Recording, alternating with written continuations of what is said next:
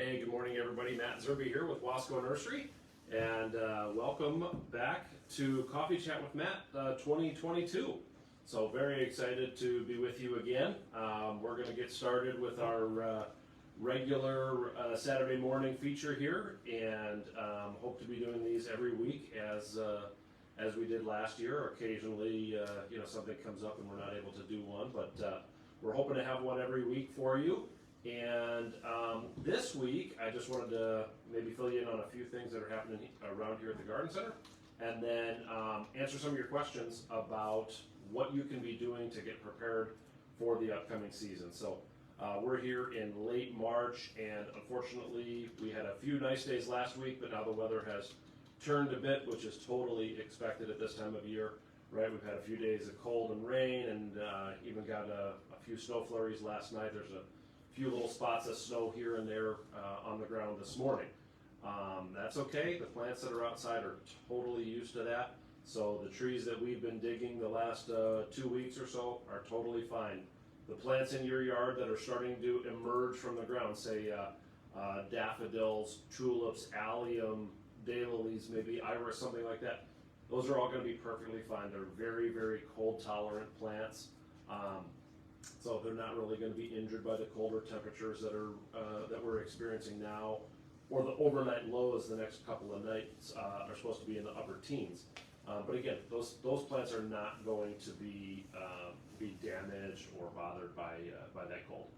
If you're really, really concerned, a lot of people always ask, should I throw a sheet over it or a blanket or something like that? As long as you're not totally weighting it down, or as long as we're not expecting a lot of snow, you can go ahead and cover it with burlap or a sheet or a blanket. You don't want to use plastic. Oddly enough, plastic actually sort of directs the cold a little more, so you don't want that plastic touching the foliage, but cotton blankets or cotton bed sheets, things like that are going to be perfectly fine. So one of the other questions I've been asked recently, just in terms of the cold weather, since we're on that topic, is about planting. Is it too early to plant like pansies, violas, some of the more cold tolerant annuals? In fact, I brought a little one of our spring color bowls up here. So this is ranunculus, really cold tolerant annual, and then there's a nice grouping of violas all the way around it here. So very spring with the pink and the white and the yellow. No, it's not quite safe to bring these outside, certainly not with the overnight temperatures. So pansies, violas, etc., they thrive in 40 to 60 degree temperatures. When you're starting to get temperatures in the 30s, the plant will be fine. It will not really die or have any real damage. You might notice some graying or bronzing on the foliage if it gets down below freezing. But if it, just below freezing, I'm saying, if it gets down into the teens, like they're talking about, though, you're really going to start to see some foliage decline, things like that. The plant won't die, it will come back, but of course it's not going to look pretty beautiful, etc. That, the reason why you planted it. So if you have pansy bowls, things like that, we have a whole bunch of these. I really like the bowls because, you can put this out on your deck or your patio or your front porch, or, even set it inside. Maybe you have a big urn or flower pot on your front porch or something. You can set this in there for the day and then bring it back in at night when we're having these real cold overnight temperatures, like we're going to have the next couple of nights in the upper teens. So yeah. So what's going on around here in the garden center?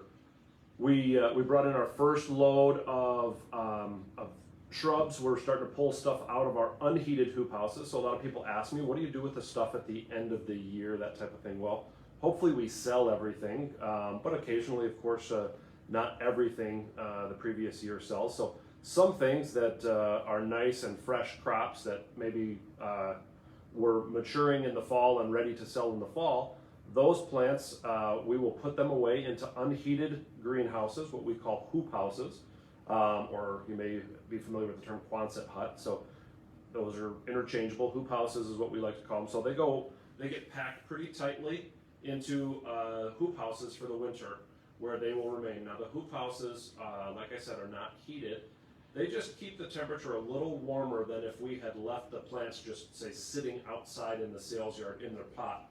But the problem is the plants, of course, I'm going to use our pansy bowl here as an example, but let's say this was a hydrangea. The hydrangea is very cold tolerant. It can take the cold weather, but what isn't cold tolerant is the root system. And so when you take a potted plant and you just leave it outside, say in your yard or in our sales yard here, excuse me, the roots that are in the pot are going to freeze and get much, much colder than they would if they had the benefit of being in the ground. So of course, hydrangea planted in the ground, its roots are all below grade, where the ground is insulating it more. So the temperatures of the ground are not going to get nearly as cold as, say, a frozen potted plant that's just sitting above ground.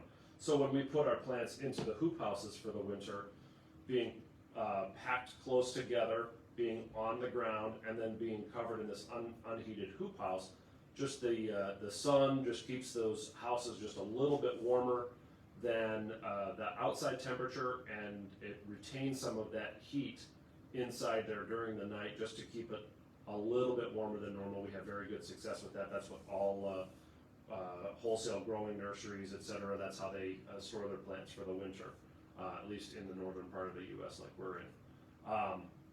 We've already started digging trees. We started 2 weeks ago on Monday. So we have more than several hundred trees out of the ground.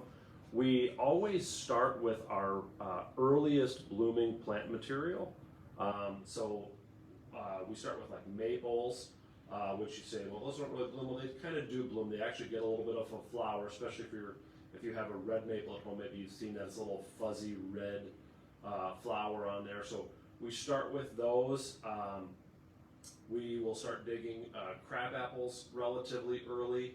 Our tree lilacs like ivory silk and Beijing gold, the Japanese tree lilacs or Peking tree lilacs, we will dig those very early because they tend to leaf out very early.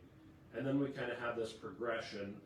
The plants that are slow to bud in the springtime, we will wait and let them progress a little bit naturally before we dig them. So that's going to be things like river birch or white birch, all of our oaks. Those are going to be actually the last of the deciduous plant material that we dig. And so we've got some of our early blooming or early to leaf out plant material out of the ground already. And then this week we'll actually shift gears and we will be planting. So we'll actually be in our fields planting all of our bare root trees. So we no longer do any of our own propagation here in terms of trees. When I first started in the industry, we were just ending that process. We used to do some propagation. Propagation is the process of making more plants, basically. And so now we will, or for the last 40 years or so, we've been buying bare root plant material from nurseries that specialize in propagation. So that's basically their only job is to grow, graft, propagate by whatever means all of the different types of trees, and then we buy them in. They come in bare roots, so that means they're not in a pot with soil around their root system. The roots are just bare. They get packed usually in like sawdust or something and get shipped across the country. We get some from the Portland, Oregon area. We get some from Minnesota, so kind of northern areas that have climates similar to ours, and then we'll bring them in here and plant them. The reason that we've shifted to planting this week is because of the cold temperatures. The plant material that we got dug already was ready to be dug, but now we're waiting for some of those other species that I was mentioning to progress a bit. So we want to get our young plant material in the ground before they start breaking dormancy, before it starts to get hot and the soil starts to get dry, things like that. So it gives us a leg up by getting that plant material in early. So that's what's going on around here. And then we're growing in the greenhouse. We've got herbs and veggies and flowers and all sorts of stuff started. Some of it's actually grown and is ready to go. Most of it, of course, is weeks away on purpose. Yes, we do have a few nice days at this time of year, but we are many weeks away from being able to plant tomatoes in the garden or peppers in the garden, things like that. So we've got those started. They're all sprouting really nicely. Some of them have already developed their second or third set of leaves, so they're coming along really nicely. So we're going to have a great crop for you this year there too. So that's just a little bit about what's going on around the nursery. As I said, I'm excited to be back for another year of Coffee Chat with Matt. And today I mentioned that we would answer your questions about what you can be doing to get ready for the year. So we posted that on Facebook. Some people sent in questions via email. And then I also took a few questions that I've been asked just in the last week or so, whether it be on the phone, in person here at the Garden Center, or maybe even on Facebook. So I'm just going to jump into that and answer some of your questions. So the first question that came in was, after the winter, my lawn looks terrible. What should I do? Well, you are not alone.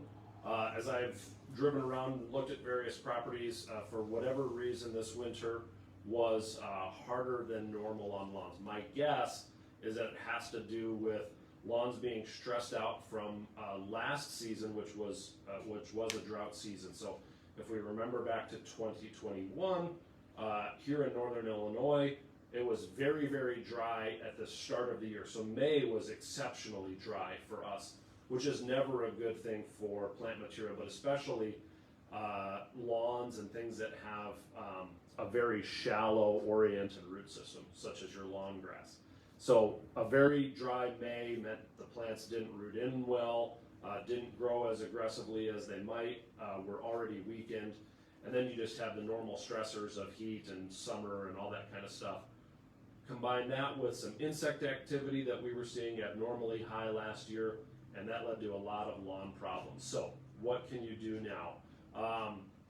The first thing that I would recommend is overseeding. So overseeding is just the process of spreading new seed throughout your lawn. It could just be in patches if you have an area that is particularly damaged, or if it's just the whole lawn looking kind of thin or shabby, you can overseed the entire lawn.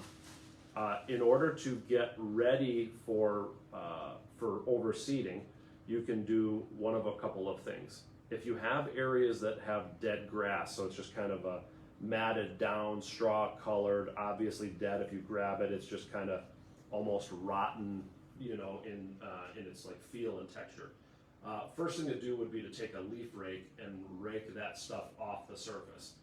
Grass seed needs to come in contact with bare dirt. If it's on top of dead grass or live grass or anything else, it's not going to germinate. So it needs to be in contact with the soil.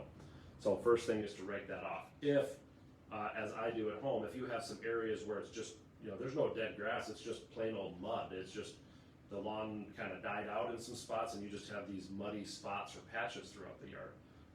Then what you need to do is just prepare that soil to receive the seed. And what I mean by that is, over the winter with the snow and the rain and everything else, maybe people walking on it, etc., that soil, or what is probably just more like mud right now, it just gets really compacted and packed down.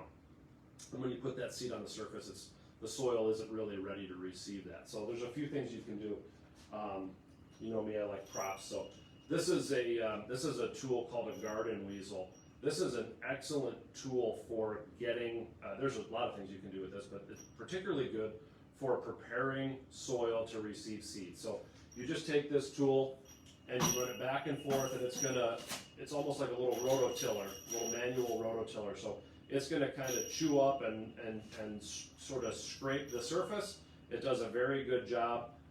It's kind of cool, you can actually pull out some of the tines. So for instance, like in your vegetable garden later on, you can pull out the middle tine if you want.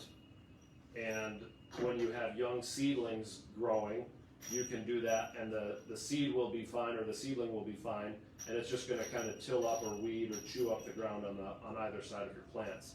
So that's called the garden weasel. Great little tool for what we're talking about. Much less expensive than a rototiller. And then in terms of seeding, you've probably heard me talk about this before. Black Beauty Ultra is our premium line of grass seed, or the line that we like to recommend. I have a lot of experience with this. We've got some of it planted here at the garden center. I've used this at home.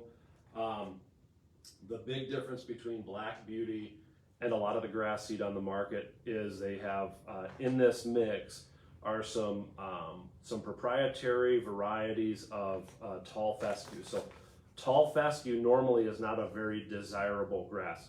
Tall fescue has a thicker blade. It tends to be a little taller, as the name suggests, and it's a little more coarse, and it's a little lighter green. So it's not what most people think of as a desirable lawn grass.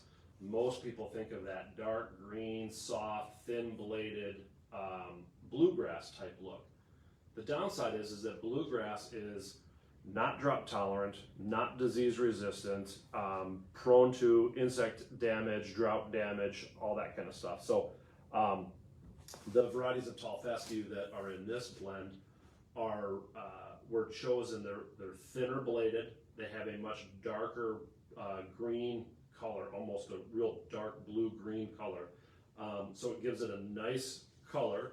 The texture is such that it's a lot thinner and finer than the old varieties of tall fescue. And excuse me. So it's going to give you a really high quality lawn. It's great if you have dogs, kids, heavy mowers, things like that that are that are going through that. It is for sure a little bit more coarse than bluegrass. So if you're putting a 100% bluegrass blend down, it is going to be a little different look.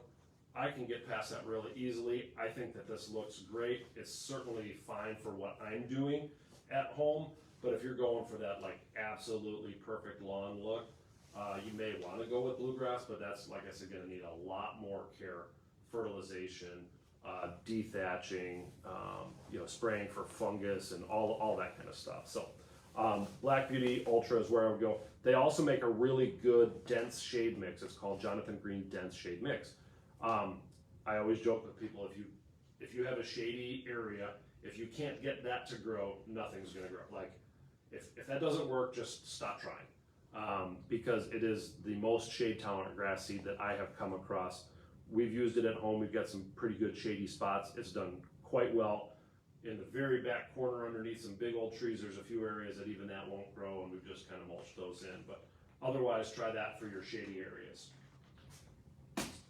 The other thing I would recommend in terms of lawn is fertility. So if your lawn was stressed out last year, one of the best things you can do to get a jump on this year is to pick out a nice fertilization program. The downside to lawn is that lawn grasses are heavy feeders. They need a lot of nitrogen, especially, in order to push all that green growth all throughout the year and really look healthy. It's one of the reasons why a lot of environmentalists and conservationists and whatnot recommend removing lawn and putting in other plant material, native plant material, things like that. But we all have lawn at home, and we've got kids and pets, and we want to have that area to play or what have you. So if you're going to have a lawn, you're going to have to fertilize it. Otherwise, you are going to have a thin lawn with a lot of weed problems. So I like a couple of products. If you want to go organic, Espoma makes a really good lawn care program. We sell it here. We have for years. It's totally kid and pet safe, 100% organic. It's great. There's 4 steps to it. First one you're going to be putting down right around now, usually early April. Second one you're going to be putting down in mid to late May. Third one you'd be putting down in like July, August, and then you'll put down the fall winterizer, usually in September or early October. And you can always throw, there's one called All Seasons, which you can throw if you really want a green, healthy lawn, you can throw that step in there in like June or July. So that's great if you want to go organic. Otherwise, you can always do Greenview, their Fairway formula. We carry that here. That's a really great 2-step program. So you put it down in the spring. It's got some fast release nitrogen in it that's going to green things up very quickly. It's also got a lot of slow release nitrogen in it, so it's going to feed it slowly over the course of the spring and early summer. And then you put down the fall application, which will feed it in the fall, going into winter, and then also some of that will be available for springtime. So it's just a 2-step process, which is nice. I like that a lot better than some of the other big named 4-step programs that you see at the hardware store. So I hope that helps. Probably one of the longer questions or longer answers here, so we'll try to move a little faster. Can I cut down my grasses and other perennials now? Absolutely. If you have herbaceous plant material, so those are plants that don't have woody stems. So a woody stemmed plant is going to be a spirea, hydrangea, viburnum, etc. Those you're not obviously cutting down to the ground. But your grasses, your daylilies, sedum, all of that kind of stuff. Absolutely, you want to do that as soon as possible if you haven't done it already. How low should you cut is usually the follow-up question. As low as you possibly can. So if you have perennials, cut them off right at the ground. If you have grasses, one trick that I have learned and used, rather than using pruning shears or hedge clippers to cut my grasses down, I oftentimes will use my pruning saw, and I will lay the blade flat on the ground and just saw back and forth. Usually what I do is I'll take a piece of rope or something, I'll cinch up the top of the grass, and then I just saw back and forth right along the ground. That way I'm getting as much of that old grass, you know, the old blades and stems and whatnot, I'm getting that out of there.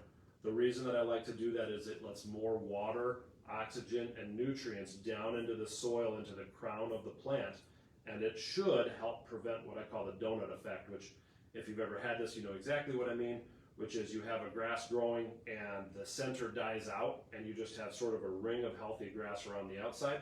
Usually that is because the grasses were not cut down low enough.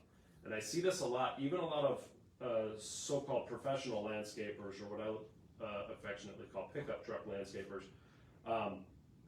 They don't know what they're doing, and a lot of them I'll see even in commercial developments, etc.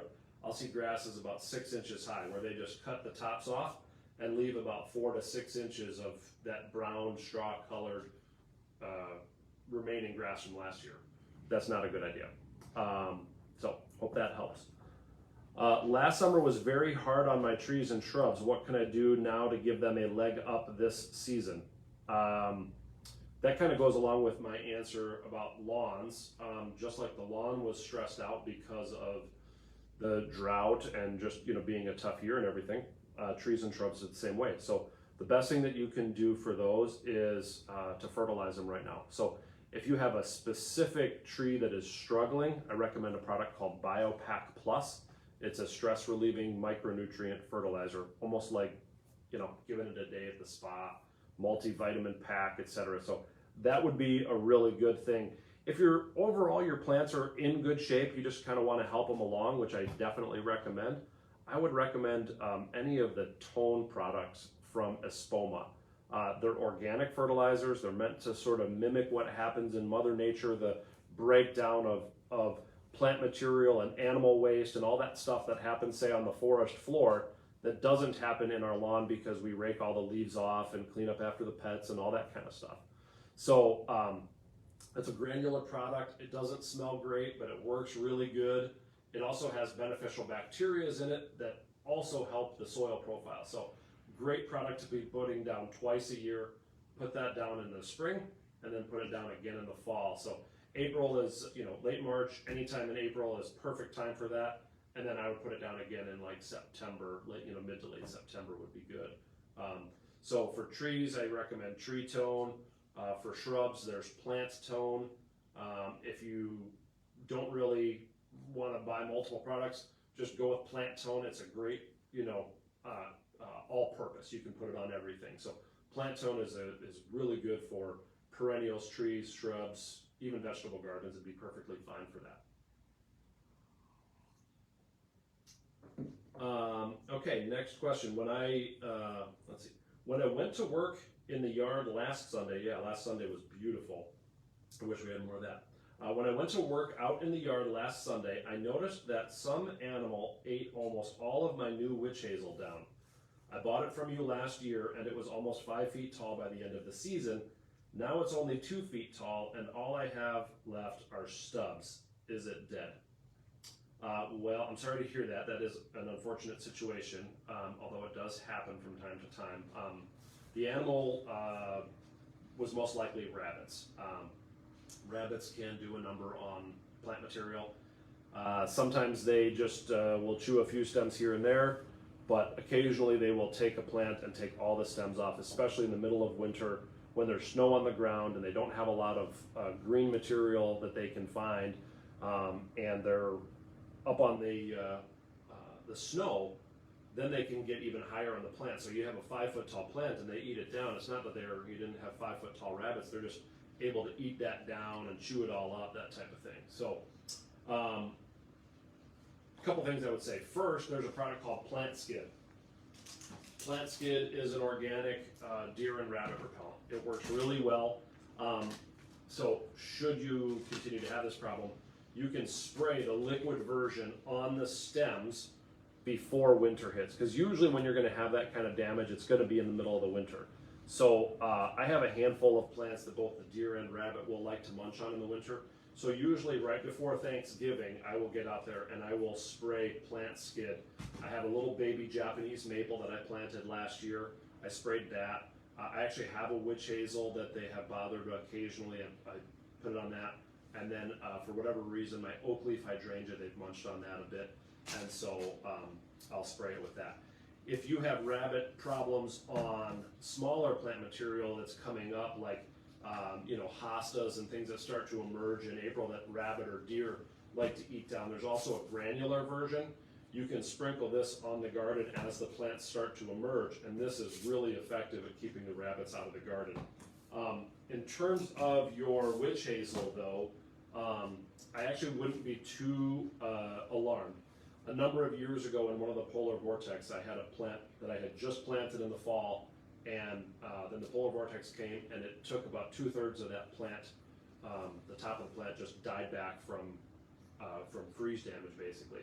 So I cut it all back, cleaned it all up, and so same kind of thing. I had a 5 or 6 foot tall plant. I was down to about a 2 foot tall plant. Trimmed it all out, fertilized it. After 2 seasons of growth, it was back up to about 4.5 feet. It's really looking good. The plant will be perfectly fine because it has a healthy root system and you have some main branches remaining. So although it's an unfortunate situation, I think you're going to be just fine. But fertilize it and then maybe consider spraying it next year with the Plant Skid. My garden didn't produce very well last year. So I guess it's not really a question, but we'll try to address a few things with that. So first of all, I would need to know some more information to really help what kind of plants were you planting in your garden. I'm guessing you're talking about a vegetable garden because you said produce. So I would want to know what kind of plants you're having, but in general, I would say a couple things. One thing that I've noticed, especially over the last, I would say 10 or 15 years, I think part of this is because we've got a lot of new gardeners kind of in the fold, which is a wonderful thing. It really makes me happy. But I think maybe some of them aren't used to vegetable gardening and don't know all the old adages and things like that about planting early. So one thing that I've noticed is that people are wanting to plant their vegetables earlier and earlier in the season. I will tell you 2 things. The first is you're very likely to lose your plants if you plant too early.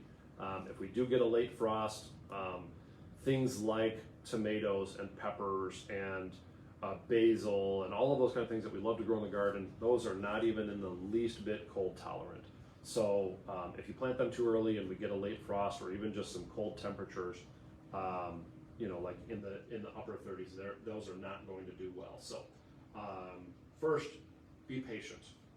If you want to buy your plants and keep them in a sunny window, or even keep them in a box or tray and put them out during the day and take them in at night, that's a really good thing that you can do. I mean, I wouldn't be doing that yet, but if you're antsy and you want to just have the plants and there's certain varieties that you really love, maybe consider getting those, and then you can put them out during the day. That's the process that we call hardening off. When plants are grown in a greenhouse or in your own home, if you're starting seeds, they are used to, basically zero environmental stressors, right? They're in the house. The humidity is basically the same every day, maybe not as high as the plants would like it, but it doesn't fluctuate a lot. The temperature does not fluctuate more than a couple of degrees. You know, you're there to water it, all of that kind of thing. When you bring them, when you put a plant outside, now it's got wind, it's got a stronger sun, you know, it's got cold soils, temperature fluctuations, all of that. So we want to harden the plant off. So that's the process of taking the plants out during the day, bringing them back in at night. Generally what I recommend, especially for seedlings when you're getting to this point, is the first thing you would do is you take those seedlings outside for about an hour. You know, you do like an hour a day and then bring them back inside. And then the next day you might bring them and put them outside for an hour and a half or 2 hours. And you slowly, you slowly want to start to build them up to the point where they're able to stay outside all day long. It really strengthens the plant a lot, and then they're ready, ready to plant when the temperatures are right. The other thing that I would say, which I guess goes along with this, is when the soils are cool, so even if the forecast looks good, like let's say it's been really cold, or it's been cool in April, and then we get into May, the forecast looks great, nice, 60, 70 degree days, sunny, all that, and you're like, hey, there's no frost in the forecast, I'm ready to plant. It may still be too early because the soil temperatures are too cold for those plants. So I always recommend waiting whenever you can. When I first started working here at Wasco, this is a almost 100-year-old business. I started working here 30 years ago in May. But when I started working in the business, there was a woman in the greenhouse. Her name was Gladys. Gladys was a fantastic lady. She was an excellent gardener, and I don't know where this phrase comes from. I've never bothered to research it, but whenever people would ask her about when it's time to plant vegetables and things like that, she would say, "The Iceman days a cometh." She was referring to the fact that after Mother's Day, there was always a couple of cold nights that would come, usually in mid to late May, and that would damage the plants. So she was a firm believer in not planting until around Memorial Day. I don't think that's bad advice at all. You could get away with trying things a little earlier. If you have the ability to cover or protect a plant, that's great. If it's in a pot that you can bring in, for sure I would risk that, because I've certainly put stuff out and then pulled it into the garage for the night, that type of thing. So, but maybe take Gladys's advice on that. So, the other thing I would say if your garden isn't producing is you cannot produce good fruits or vegetables if you don't have good nutrients in the soil. It's one of the things that I see a lot. People have poor health vegetable plants, they're not producing very well, they don't taste very good, all of that kind of stuff, and ask them how often they're fertilizing or what they're using for fertilization, and they say they're not doing anything, or they used a little Miracle Grow, or something. If you want your tomatoes to have a lot of calcium, which is one of the reasons why we eat tomatoes, you need to make sure that there's calcium in the soil. The organic fertilizers are really, really good. They've come a long way. We have a product called Garden Tone. It's, I believe, about 7 or 8% calcium. Great product for your vegetable garden. So there's plenty of good organic fertilizers out there. If you don't want to use chemical fertilizers, you can put these in the garden. We also have some really good organic composts that are going to help both with fertility as well as just the soil profile. So that's probably a discussion for another day, but just real quickly on soil profile. If the soil is too compact, or if it's all made up of, say, just topsoil or topsoil and clay, there's not a lot of, we'll call it breathing room in the soil for microorganisms and worms and things like that. So we want a soil profile that has a lot of organic material in it, and that's why we add compost to the garden. Mixing that compost in is going to create little air pockets and things like that, which are great for those microorganisms. Having that organic material in there, that's what those microorganisms feed on, and they're going to help a lot of things. They help with water and nutrient uptake. It helps with the health of the plant. They can actually, in a lot of ways, help sort of destroy some other bacterial and fungal problems that can come about. So adding that compost now at this time of year, March, April, getting the soil ready for your garden is a really wonderful idea. So we have compost available in bag and in bulk. We can deliver it and dump it in your driveway, or you can come in and pick up bags of it, or I suppose we could deliver bags of it and start to work that into the garden. That's probably the number one key to success, even if you don't do any of the other stuff that I've said. Having a really good soil profile would be the number one thing. It's like the foundation to a house. If the foundation is strong, you can tolerate some other mistakes here and there, but if the foundation is no good, you're going to have problems forever. Okay. Last year when mowing my lawn, I kept hitting my head on the lower branches from my trees. Is it okay to trim them now? Yeah, so that's a process, what we would call limbing up. Absolutely, you can limb up your trees right now. You can pretty much do any tree right now. The maples are kind of done with their heavy sap production. The people who are tapping maple trees, they've already pulled their taps off, a couple, I think maybe 2 weeks ago around here. So normally we don't want to trim maples when the sap is flowing heavy. So it would be safe to do those. Elms, things like that. Oaks, oaks are still dormant. We recommend trimming oaks only when they're dormant. So yeah, absolutely, go ahead and do that. My only recommendation on that would be check out what we would call the 3-cut rule about removing branches. The number one problem I see when people try to take the lower branches off of a tree, even when they're small or thin, when they're really long, they don't realize how much weight is on that branch, and they start cutting from the top, which is kind of a natural process. They will take a pruning star or something like this and start cutting from the top, and the weight of that branch pulls, and it'll tear the bark where it'll tear the bark right over here. So as that branch starts to fall, the bark tears down the tree. This area right underneath here is what's going to heal the wound over from being cut. And so you don't want to damage that. So check out something called the 3-cut rule. Maybe we'll talk about that in a later episode on pruning. The other thing I would recommend is that if you're using pruning shears like this, you only want to go through about a 3/4 inch, maybe up to an inch, but I would say 3/4 of an inch to an inch is about as big as you want to try to cut with this. Otherwise you're going to damage the stem or maybe not cut it as cleanly as you could. So you could move up to something called a lopper, which is like a really big pair of pruning shears, or use the pruning saw like this and use the 3-cut method.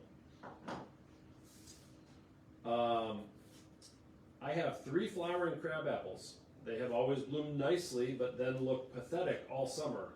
Can I rescue them somehow? Yes, you can is the short answer. So most likely, I'd lay money on the fact that you probably have a disease called Applescap. Applescap is a fungal issue that infects the leaves of the tree in the early springtime when the leaves are first emerging. The leaves come out great, the tree flowers great, it looks beautiful, and you're like, man, this year is the year this is going to look great. That's actually the time of year when the tree's getting infected. The symptoms of the infection, though, do not show up usually until like early to mid-June, when you start to develop black and yellow spots on the leaves, and then the leaf turns yellow, and they start falling off the tree prematurely. And sometimes it's half to 3/4 of the foliage will be infected and will fall off.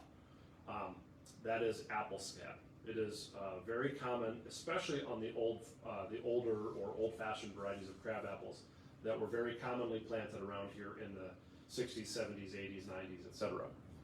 That being said, most of our crab apples that we've been growing, for the last 20 years or whatever, are much more disease resistant. In fact, they've been bred for disease resistance and for smaller fruit and all that. So old-fashioned crab apples are kind of a nuisance. The newer varieties kind of get a bad rap because they get lumped in with the old ones.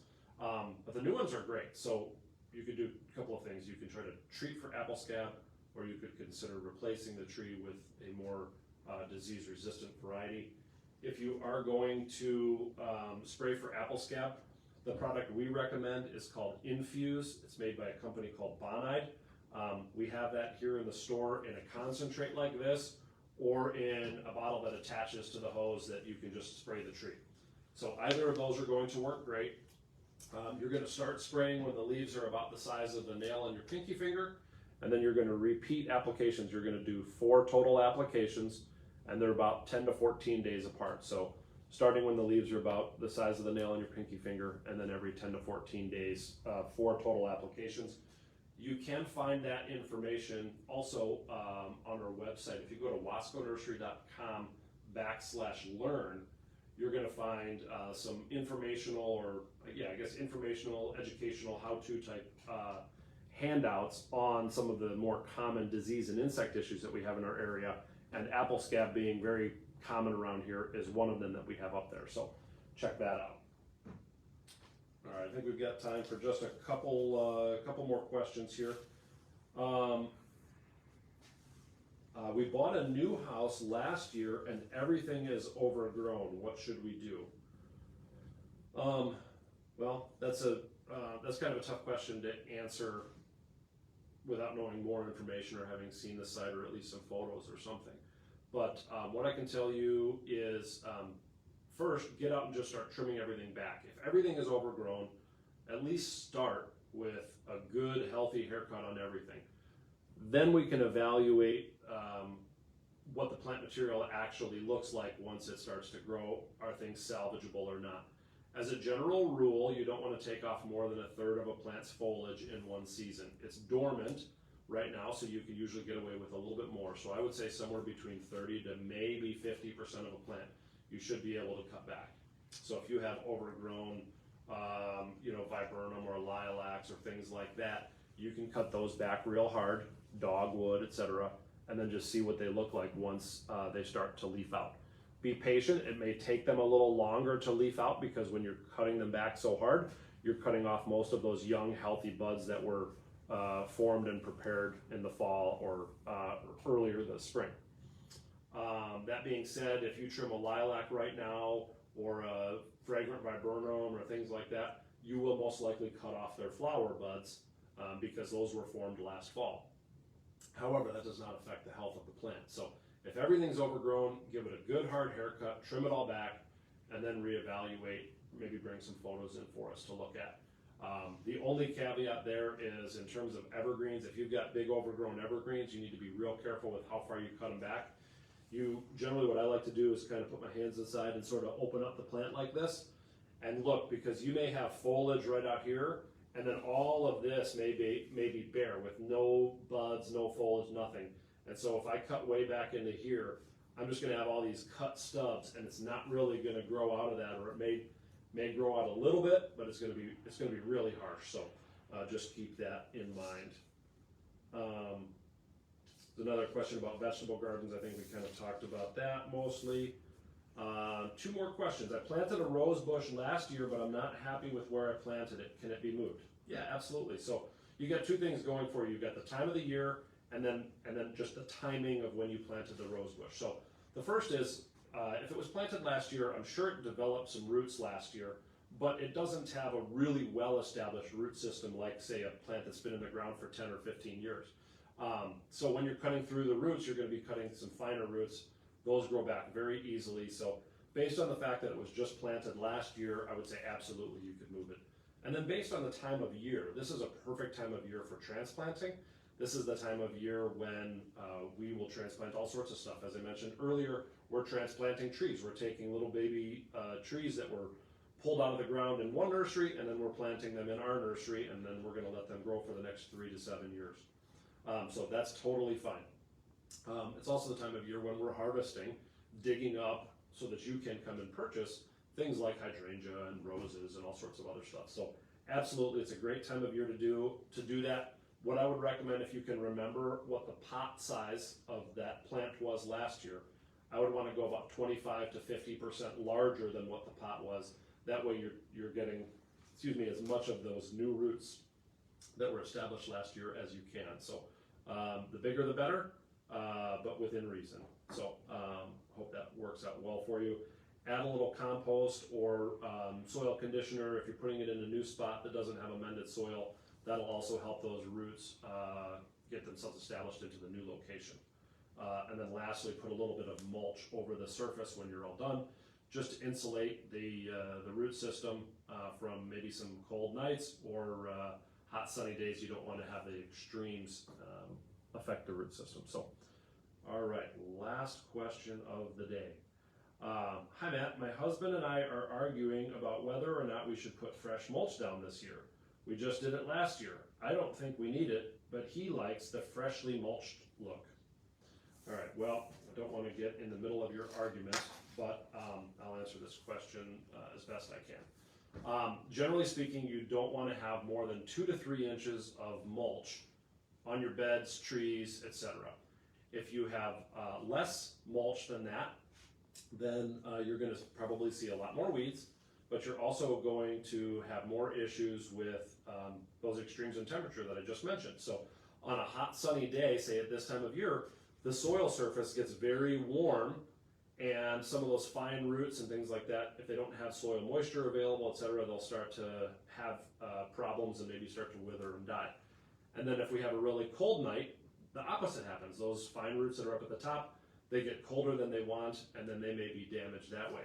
So the mulch layer acts as an insulation blanket that protects us from both extremes, from the intense sun and the ground warming up faster than it should, and on a sunny day, and from the cold nights that could happen at this time of year or even just throughout the winter time. It's just a nice insulation layer. So 2 to 3 inches is what's recommended. If you go more than that, then the roots are so far down that they can't get water and oxygen and things like that that they need to grow and survive. So we want to try to maintain that 2 to 3 inch layer. So depending upon how much mulch you have down from last year, that should be your first thing, is kind of go out there, sort of rake and what we call fluff, just sort of rake and fluff last year's mulch. Sometimes you can just turn last year's mulch over and it'll be a little bit darker and nicer looking if your husband likes that fresh mulch look. It's not as good as putting down fresh mulch in terms of aesthetics, but it's not bad. But if your mulch is thin, then you can do what we just call top dress. So you don't necessarily need to put another 3 inches down, just put a light coating. So maybe you're going to use half as much as you used last year, and we would call that a top dress. Anytime anybody asks me about mulch, I always want to remind people not to volcano mulch. And volcano mulch, I'm sure you've all seen it. You've got a tree trunk like this, and you've got mulch piled up like a volcano on the sides of the trunk. It's literally the worst thing that you can, just a terrible thing that you can do to your tree. I see again those so-called professionals out there doing this. I see homeowners doing it, but it is a terrible practice. I don't know where it came from, but it is ingrained in our society now, unfortunately. So if you are one who has done that before, get that out of there. Again, get it down to a 2 to 3 inch layer, and then you don't want any mulch touching the woody stems of your tree or shrubs or whatever. So what I like to do is put my mulch all around the tree, and then just by hand or with the rake, then I can just go back and I sort of pull it away from the trunk. Mulch also acts like a sponge, and that sponge, spongy moisture right up against the bark of whether it be a tree or a shrub, right up against the bark is not good, because what happens is bark is supposed to be exposed to the air and oxygen and dryness, where root tissue is supposed to be exposed to moisture and soil, that type of thing. And what happens is the bark starts to think that it's a root, and it starts to send roots out. And that can be very problematic for the tree.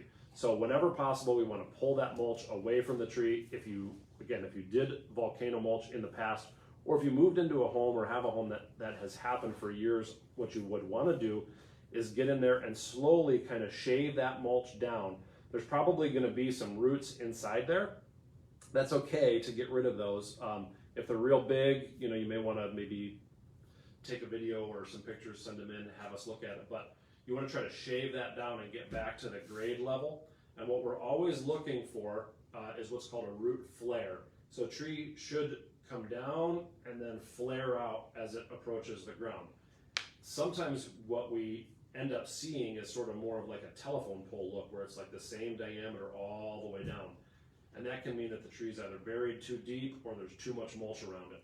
So take a spade or a shovel, maybe you need to do it by hand, but slowly clean that off and try to get back so that you can see that root flare.